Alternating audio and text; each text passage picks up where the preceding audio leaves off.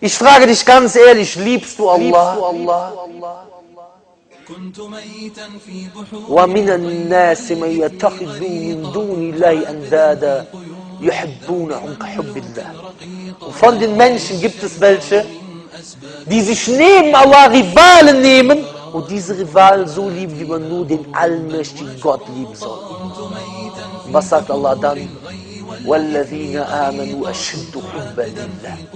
Und diejenigen, die glauben, die sind in der Liebe zu dem allmächtigen Gott größer. Die Frage ist, warum betest du nicht?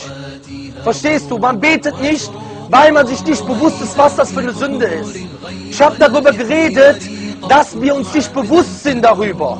Leute, wenn dir jemand sagen würde, ja meine Schwester, die arbeitet im Bordell, die schläft jeden Tag mit 20 Männern für Geld.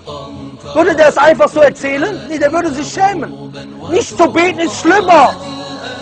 Nicht zu beten ist schlimmer, als dass deine Schwester im Bordell arbeitet.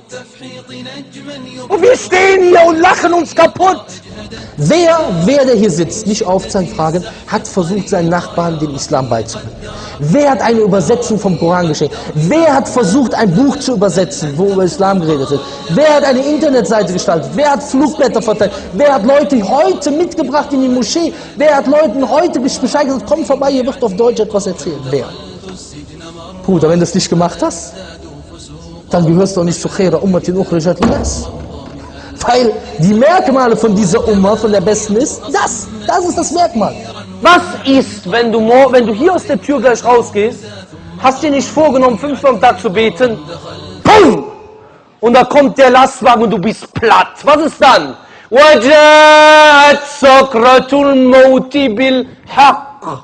Und wenn der Trunkenheit des Todes kommt, was dann? ذَلِكَ مَا كُنْتَ مِنْهُ تَحِيدٌ. Das, wovor du dich schütten willst.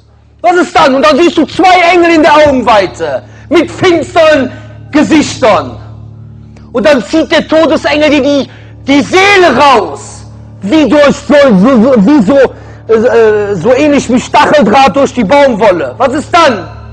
Und dann wird die Seele stinkend hochgebracht zum ersten Himmel und wird nicht aufgemacht, wird runtergeschmissen. Und dann kommt ein Mann mit einem schlechten Gesicht im Grab, mit einem unglückbringenden Gesicht im Grab, das sind die schlechten Taten. Und dann kommt der Engel im Grab und sagt, Man Rabbuk, wer ist dein Herr? Was willst du dann sagen? Allah?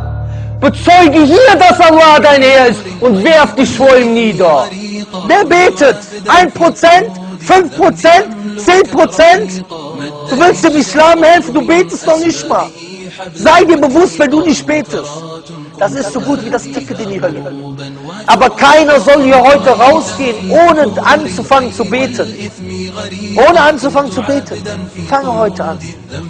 Und glaub mir, alle deine Sünden, die du machst, du wirst dich verbessern. Du wirst besser werden. Du trägst heute kein Kopftuch. Glaub mir, fange an. Bete heute. Und bitte Allah, dir die Kraft zu geben. Denn er hat Macht zu allen Dingen. Genauso hier, du musst ein Ziel haben. Dein Ziel muss Paradies sein. Was gibt es dort im Paradies? Alles, was du dir wünschst. Und noch mehr.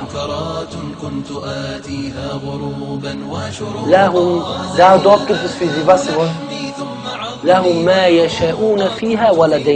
Dort gibt es für sie, was sie wollen. Und bei uns gibt es noch mehr. Das heißt, alle deine Wünsche, die du jetzt hast, das Paradies wird besser sein. Und deswegen, liebe Brüder und Schwestern, wir müssen das im Auge behalten. Inna Aish Aishul Akhirah. Das wahre Leben, das einzige wahre Leben, ist das Leben vom Jenseits. Und was haben die Salaf gesagt? Die Salaf haben gesagt, einige von Salaf haben gesagt, die Menschen sind am Schlafen und wenn sie sterben, dann erwachen sie. Dann wird das böse Erwachen kommen. Weil das ist etwas, liebe Brüder und Schwestern, was wir uns immer wieder vor Augen halten müssen. Wofür wir hier sind und wohin es führt. Es gibt Hölle und Paradies, das ist die Wahrheit. Das ist die Tatsache. Und wer jetzt nicht aufpasst und sich jetzt nicht davor rettet, der wird verloren gehen. Brüder und Schwestern, wir hören immer von der Brücke, die über die Hölle gelegt wird.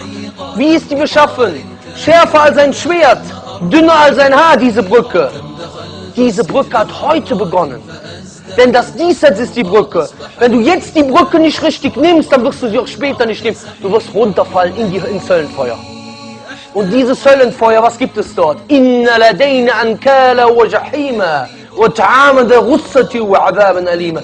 Bei uns gibt es schwere Fesseln und Höllenbrand und Speise, die im Hals Würgen hervorruft. Und heftige, schmerzhafte Strafe.